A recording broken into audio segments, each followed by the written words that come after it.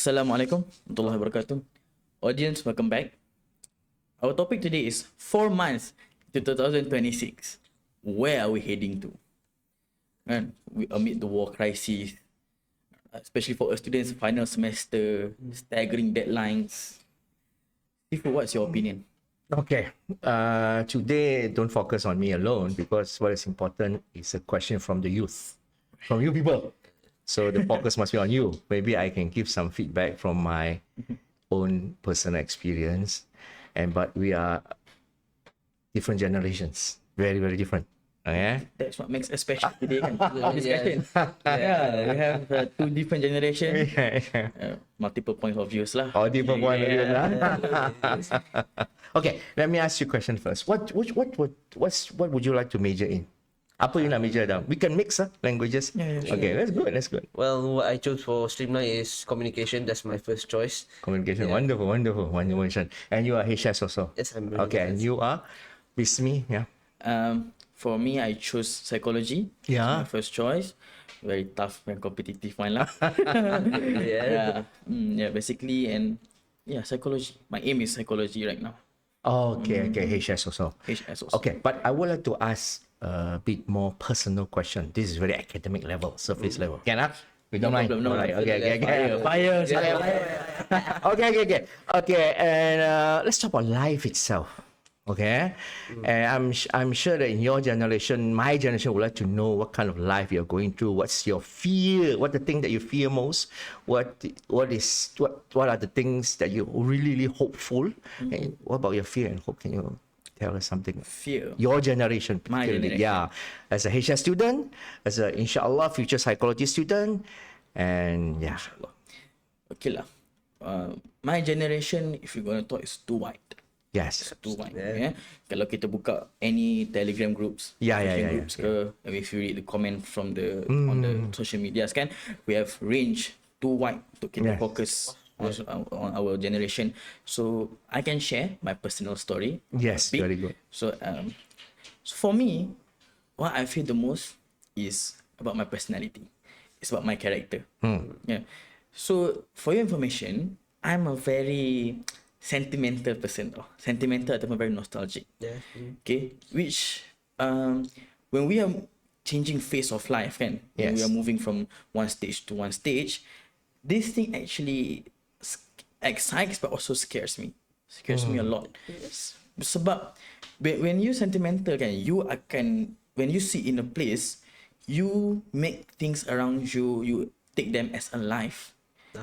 Okay, basically if kalau in this studio lah, I will remember everything. I will remember the sofas, I will remember the corners, the frames kan. So basically when you're moving forward, you have to leave this behind. You can't stay in one stage forever.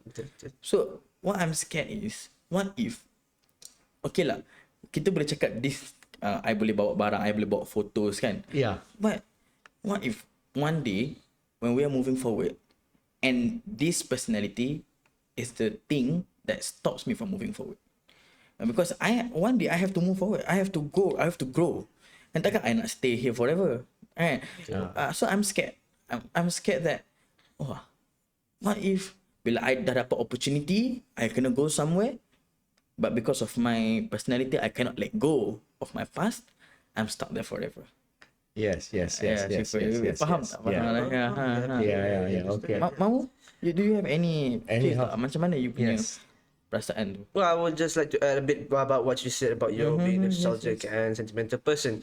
Sebab again, you may see that as a weakness, but I see that as a form of strength as well. Because again, you talk about the term kacang melupakan kulit. Yeah. Okay. So when you are sentimental and when you are quite a nostalgic person, you remember your roots, you remember your memories, etc.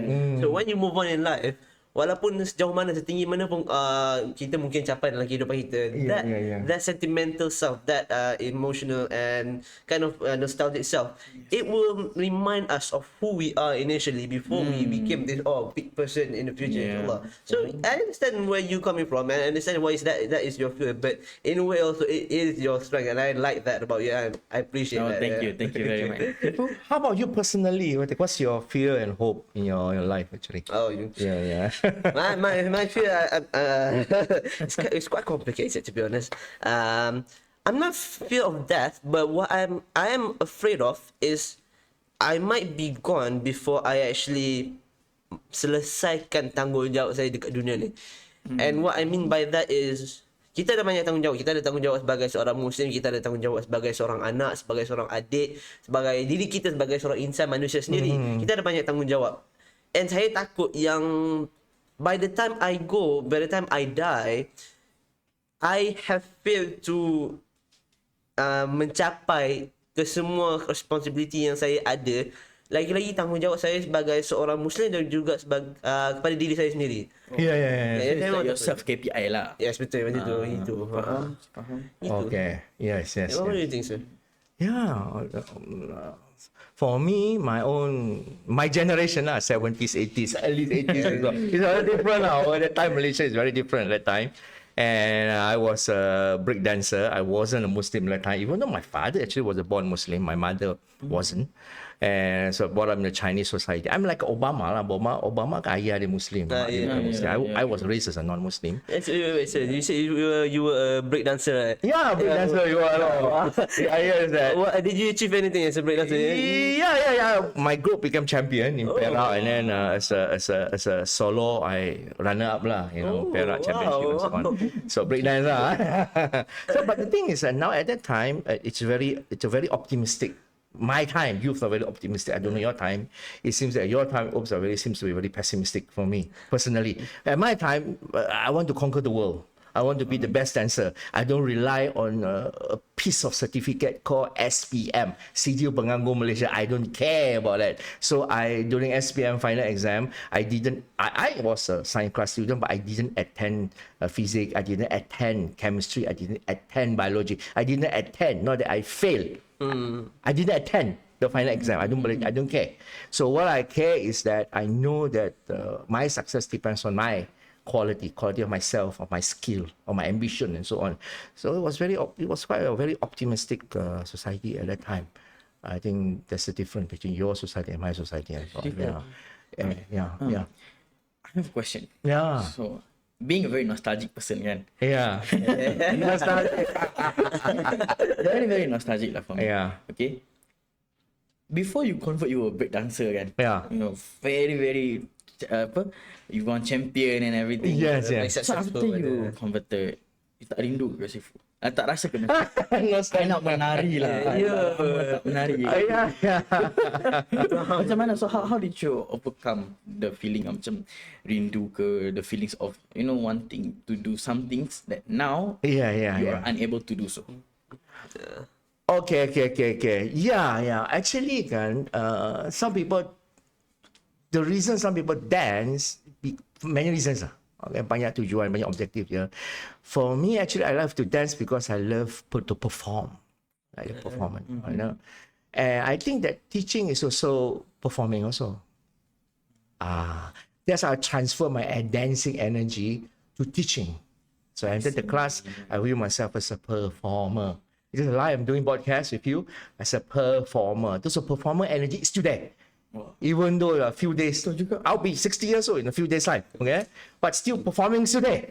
So life is performance. That's the thing. So I didn't lose my dancing energy within the Kong. I didn't lose that. You transferred. I transferred. Yeah. That's really good. Yeah. But the question is that since you have this nostalgic inclination, which is in danger, it can become nostalgic obsession. Itu bahaya kalau ada obsession kan. Obsession ni sangat-sangat. Inclination is okay, but not obsession. Yeah, true. That's the level. Boleh makan diri you tau. Yeah, betul. I think there's a strength there. The strength is that if you're a very loyal person, you're very full of loyalty over there, right? Very, very loyal. And then, you're going to gombak already. The way to move forward sekarang is that you're going to gombak, okay? What do you expect IIUM to help you? Macam mana IUM boleh membantu anda supaya untuk develop your nostalgic strength lah, I would say strength, kan? betul, Into yeah. something that's very positive, a catalyst of your life. How can IUM help? I don't look at you as just a student. I look at you as a person, a Muslim who's struggling within himself to improve himself. So how can IUM help you? Yeah, adding to the fact that you are nostalgic and sentimental. You're going to go away from Gaman to Gombak. So Yes. True. Okay, matter of fact kan. Yeah. Moving kan. Bila you nostalgic ni, satu benda yang I bawa with me is memories. A lot of memories. Yeah, okay. So bila I cakap macam Sifu tanya tadi, macam mana IUM can help me? How can IUM assist me becoming catalyst kan my nostalgia? Yeah. For me lah, I cannot ask IUM to help me like, oh, you're a nostalgic person kan, okay, let me help you bring your home to IUM. No, I cannot expect them to do that. Kalau I management pun I boleh gila lah kalau orang kan minta macam tu. For me, I'm not asking much except that I want IUM to make me remember the place, make me remember IUM as a good memory, as a good place, so that wherever I go, no matter what I achieve in the future, there are always reasons for me to come back. Even you become Prime Minister of Malaysia, Even if I become Prime Minister, I will still be there to help IUM. Why? Because in one part of my life, IUM was there. This thing gave me good memories. IUM gave me good memories. For me, I want IUM, this one thing that, not just for me, also for all the students, is that make students remember you. Make students remember you. Remember you how? Remember you with full of great memories. Okay. So when we leave, bila I tinggalkan IUM in the future, I will always bring IUM within me, without forcing. Okay, you tak payah paksa I. You cakap, you dulu IUM alumni. You kena bawa IUM. You tak payah paksa. Kalau IUM make themselves a great place for me to remember, naturally, that feeling will be there. That good nostalgic feeling. Because being nostalgic ni, dia macam pedang bermata dua tau. If it's great, you will remember till death. Absolutely. But that also goes with the bad. If I remember you as a bad thing, it will also be to death. Which means, whatever has to do with IUM, I don't want to be involved anymore. Betul. So, for me, just one thing lah. IUM, be good, be great. Bukan I minta banyak. As long as when I need help, when I ask for help, they are there, they provide. Yeah. So, be good. Full of memories, everything. That will be more than enough for me. Kan, macam I kan, I nak pindah rumah tau. I nak pindah rumah. Ada gambar. Okay. I nak pindah rumah, of course teruk. Sangat teruk. Sense of belonging after living there for my whole life, very difficult for me to move on. Apa I buat? I ambil gambar every corner of the house. Every corner of my room. Every corner. Tengok. Until, okay, one night, on the last night that I was there kan, I sat down, I did my usual routine. I sat down, I talked to the house. Heart to heart lah. You talk to the house? Like I sit in the front, like I said, like, I make things alive. So I take the house was alive. I sat in the room, I sat in the living room, I said, thank you very much. You have been great. You have given me great memories. You have been great company for me. And I had achieved, and I also fell down in the house. Bukan fell down macam mana tau. Like I had my zaman kejatuhan lah. Maksud I zaman kejatuhan. So the house witnessed me crying. The house witnessed me celebrating. It has witnessed me everything of my life. I said thank you. Hopefully one day, if inshallah we will meet again, I will come back to this house. I said like that to the house. I said that to the house sebab I rasa that thing was alive. It was with me. It accompanied me. So I have to be thankful to the place. Kan? I tak boleh tinggalkan terus blah. That's not me lah. And yeah. Aku yang nak nangis. Alah. So I wish that IUM can also do that. So when I want, after I graduate, after my undergraduate, inshallah, I will be there. And I would like to say thank you lah. Probably we'll make a whole round of the campus lah. Say thank you to the trees, to the road and everything. Nanti ajak sekalian nanti. Yeah. So, Okay, that's, for me, that's how IUM can help me lah. Okay. Ladies and gentlemen, future Prime Minister of Malaysia, insyaAllah. And then also, what they call Izamir, and how about you? You want to major, or you plan to major in communication, and also you have this death. The idea of death is haunting you. Okay, so we cannot let you go. And how can IIU, this kind of feeling, the feeling of the fear of death can be positive, can be negative also. Okay, but how can IIM? The same question to you. So how can IIM? Bagaimana IIM itu membantu you untuk maju ke depan, to develop yourself, berhadapan dengan your death punya apa, phobia, whatever you call it, and then your communication punya skill. How IIM boleh membantu you? IIM di Gombak. Ya, macam mana? Well, that's really interesting questions about apa. The way I perceive that is in a positive way, because in the end, I know that no matter how long that I live, no matter whatever things I do, in the end, I will die and I will go back to our Creator, insyaAllah. Yes. So, my view is, why don't I make full use of my own life with the time that I have as of right now? And throughout my 19 years of life, I can't say that I've done it 100%, but I try to be better. And like, you asked in terms of how can IUM help me to overcome that. Well, I don't really believe in the education system, to be honest. No, I really don't, because in the end, I feel like our education system is revolved around academic achievements, you know, and then what that does is it takes out the nilai keikhlasan dalam mempelajari ilmu. Now you look at people, you look at them and then ask them, kenapa dia orang nak belajar ilmu? Kenapa dia orang nak jadi doktor? Kenapa dia nak jadi engineer? Nak jadi lawyer semua tu? Their first response, more often than not, bukan lagi untuk membantu orang. Bukan lagi kata nak membuatkan kehidupan orang menjadi lebih bagus. But rather, ia adalah untuk dapat degree yang senang dapat kerja, untuk dapat gaji yang banyak, ataupun dapat pangkat ataupun high profile kind of job. Dia macam tu. So, dan nilai keikhlasan. So, what that does is, it kind of plays in our mind yang kalau menjadi seorang doktor, menjadi seorang lawyer ataupun engineer, etc., tak menjanjikan gaji yang lumayan, tak menjanjikan high profile job, tak menjanjikan yang diorang ni dapat dapat macam high profile macam tinggi punya pekerjaan tu kan. Does that mean korang akan ambil takkan sama melanjut dalam bidang tu? So that question needs to be arised. Adakah korang betul-betul ikhlas dalam mempelajari ilmu, ataupun sebabkan benda-benda ni korang mempelajari ilmu tu? So maksudnya kalau ilmu benda tu tak ada, in the end korang tak nak pun sambung belajar macam tu. So I really don't believe in our education system, especially if we're talking in Malaysia. But in a global sense, our education system is under the Rockefeller influence. Then back in the early 20th century, what was his name? But he's a member of the Rockefeller family. He was the one who created this education system. The fact of he wanted to create workers, not thinkers. So again, we after hundreds of years, after 100 years, the system has been perfected that we are all now being so dependent and so kind of like into it.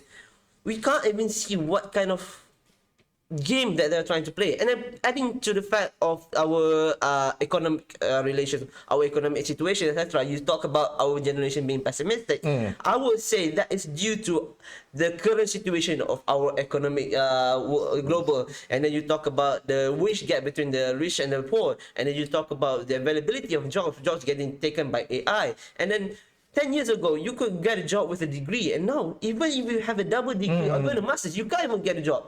So I don't blame our generation for being pessimistic in comparison with the older generation, because that's the current situation we live in today's world. How IUM can help me with that? I mean, I honestly don't know. Not in terms of academic, but maybe through creating networks with other people outside of IUM. Okay, maybe because I want to major in communication, I can meet with other people in other sort of courses, in other sort of majors in other work fields, and try to interact with them and get some bit of knowledge as well. And my dream job is to be a journalist, if I could. I really want to try to expose the truth, etc., etc. And what I need to do that is by creating these networks, so I can get access to many sort of things for me to get information on. And I think that if I can somehow do that better, and I think I should improve better, then maybe it will take me a step closer in achieving my own responsibility as a Muslim and as an Izami. That's my personal Very view. good. Muslim as a, I think I like your last point, the idea of you're very skeptical of the educational system, okay, and it shows that Gen Z is very very different way of thinking from my generation, okay, and at the same time you recognize that IUM has a strength. A very powerful strength, perhaps a latent strength, which is international networking. You have alumni around the world. That's true. And and you want to major in communication, that actually you're going to IUM, you love studying IUM, is because the international opportunities given to you. So it's not just rubrics. Studying in university for you is not just rubrics, fulfilling rubrics. It's not just fulfilling the syllabus. It's not just exam oriented. No, actually. No, it's a whole culture itself of expanding your horizon beyond the katak di bawah tempurung, beyond the tempurung, called locality, kan? No, it's not kampung. It's the potential of networking outside of IUM itself. So you see IUM not just Islamic but also international center. That's very very important. Internationalization. I think you will inshallah enjoy and try to also help IUM to improve itself. IUM is not perfect whatsoever, but it's good that you're so vocal. I see both Gen Z is so vocal in voicing your own perspective, which is very very good. Yeah. I want to add, just now Izami mentioned one thing about true purpose of you being here and you're studying. Yeah. So it reminds me of one of my lecturers. At the start of the class, or the first class, he will give us a question. Okay, he will give us a question that we have to answer. Okay, and here, when we answer, he will review the answers, and then he will say something like, "I accept you as my student," or "I don't accept you as my students." So at first, we all were shocked. We were all shocked out. Like, oh, so what do we do now? Do we get out of this room? Or do we go find other lecturers, kan? So after the whole 12 weeks, he revealed to us that he wants us to adapt to his class and also to fix and change our purpose of study. That's good. Because if we chose to stay in the class, even though we were not accepted, okay, it shows that we actually wanted to change. So his purpose was actually to make you realize that your true purpose is what, and also to fix your mindset. You are not there to solely get money. You are not in the class just because your neighbors ask you to, where are you studying now? So you can proudly say, where are you studying? No. He made you realize your intentions. He made you fix your mindset. And that touched me so much. I loved his cousin. I like that a lot. I think if he watched this, he will know who he is. I can't mention his name. This is his privacy. This is his secret class, secret session. So yeah, secret recipe. Yeah. Secret recipe. So, thank you too much. And I think, through Izami, we need more people like him to make students realize why are we here. It's not just about money lah. Excellent. I just want to clarify to everyone, we're not neglecting the importance of education, but rather what is the true purpose of education. We need to perbetulkan niat kita balik, tengok balik kenapa in the first place tu, macam tu. Innamal a'malu binniyat. Okay, my last burning question. All right, burning question for you, Ismi. Okay, now HS stands for either hantu setan or holy saint. Holy saint. Okay. I know. Okay. I love that question. Okay, which one are you? Hantu setan or holy saint? Let me tell you guys a bit of quick story lah, Han. Okay. Do you guys know that last year when I applied for UPU and my mom actually asked me to put IUM, I cried. I said I don't want. imagine coming from a place, I am from Penang by the way, okay? Coming from a place where my school was mixed genders, mixed races, we were very open-minded. Okay, not in a bad way, I mean, okay, we had our limits lah. Of course, we practice our religion. But the name of International Islamic University Malaysia freaked me out so much. And I can't lie about that. It freaked me out though. Then I got HS. Okay, the course that I got accepted was human science. My answer is that if you are like me, scared, viewers, SPM livers, if you are scared like me, and we nearing the name Islamic, because of the stereotypes that people has brought with the name. Macam tahfiz tau. I dulu ingat I ni macam tahfiz tau. Pergi kelas pakai jubah, pakai serban, I takut tau dengar. So, masuk HS.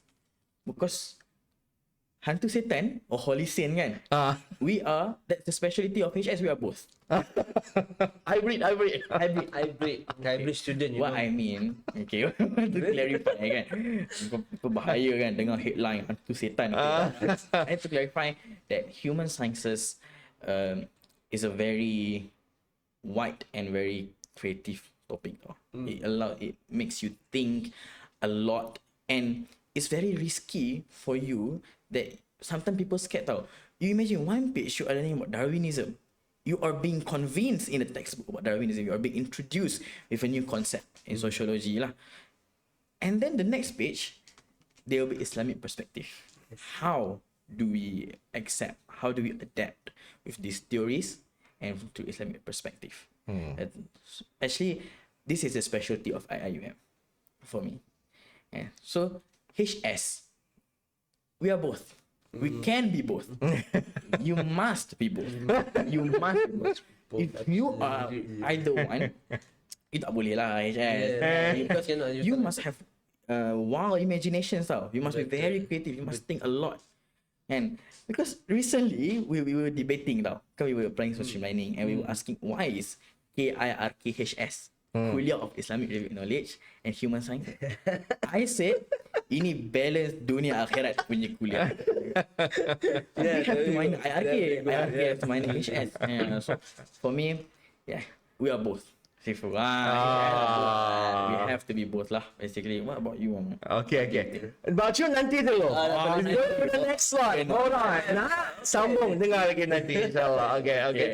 To the next part. Thank you guys for taking. Thank you. Nice.